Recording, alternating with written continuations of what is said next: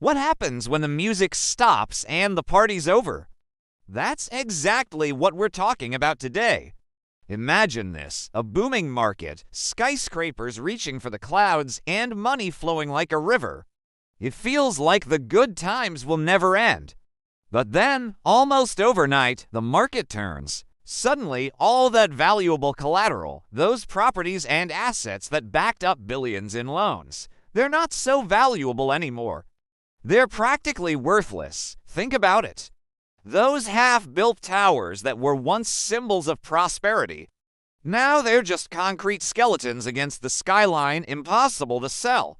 No one's buying. The demand has vanished. This is where the real chaos begins. It's not just that the assets are worthless. The legal mess is a nightmare. You have multiple banks, all thinking they had a claim on the same piece of property. It's like 5 people showing up with a key to the same house, each one believing they're the rightful owner. So, what happens? They sue. They sue each other. They sue the borrowers. They sue everyone. The courts get clogged with conflicting claims, a tangled web of legal battles over assets that are barely worth the paper the contracts are printed on. And what about the banks themselves? Their balance sheets, once looking so strong and healthy, just implode. It's like a balloon that's been pricked. All that air, all that perceived value, just rushes out in an instant. Those loans they had confidently labeled as secured, meaning they were supposedly safe because they were backed by collateral, are suddenly uncollectible. You can't collect on a promise when the person who made it has nothing left. You can't seize an asset that's worthless. The illusion of safety, the comfortable belief that everything was under control, just shatters. It vanishes, and in its place is a terrifying revelation. The entire system was unbelievably fragile. It was a house of cards, built on a foundation of overly optimistic assumptions and questionable assets.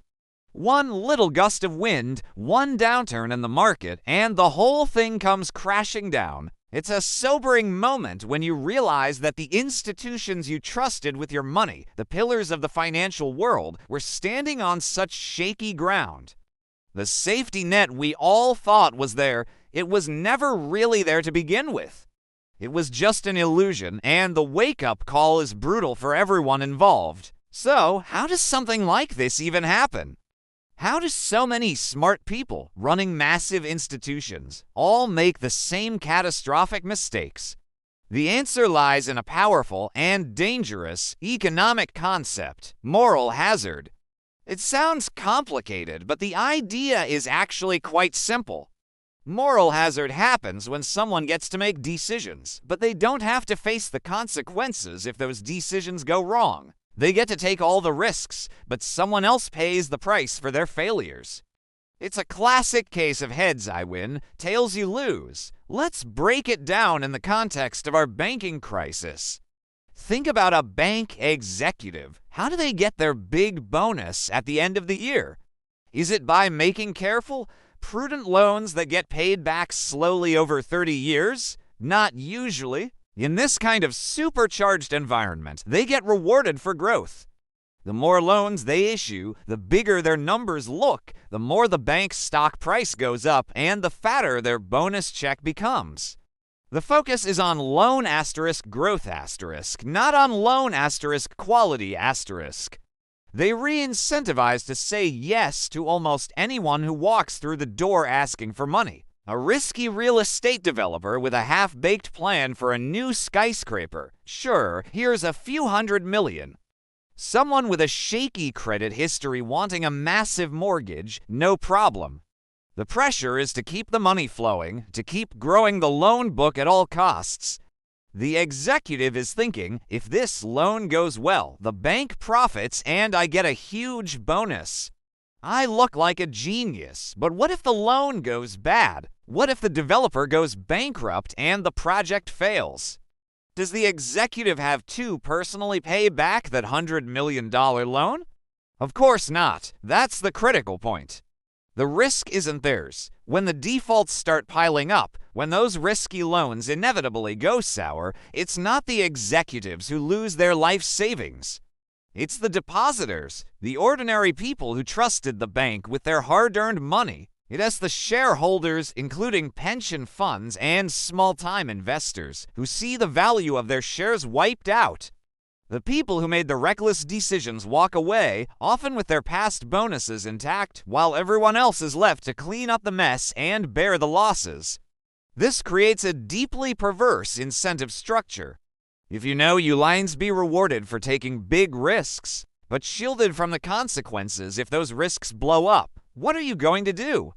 You're going to take more and more risks. It's human nature.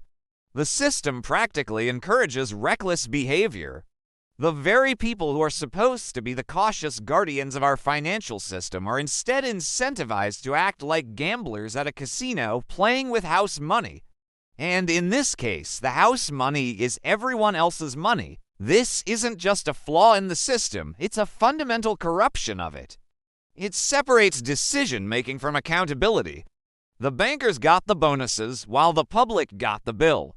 That's the core of moral hazard, and it's the hidden engine that drove this entire financial machine right off a cliff.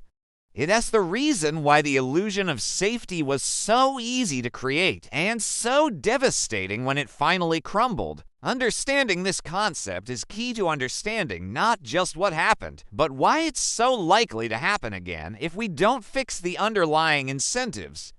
So, when we look at the wreckage of a financial crisis, the failed banks, the lost savings, the economic turmoil, it's easy to blame greed. And sure, greed plays a part, but it's more specific than that. It's a system that channels that greed in the most destructive way possible by rewarding recklessness and punishing prudence. It's a system where the pilots of the plane have parachutes, but the passengers don't. That is the true, underlying danger of moral hazard. Thank you so much for watching. It's a complex topic, but understanding these forces is crucial for all of us. If you found this explanation helpful, please consider hitting that like button and subscribing to the channel for more deep dives into the systems that shape our world. We'll see you in the next video.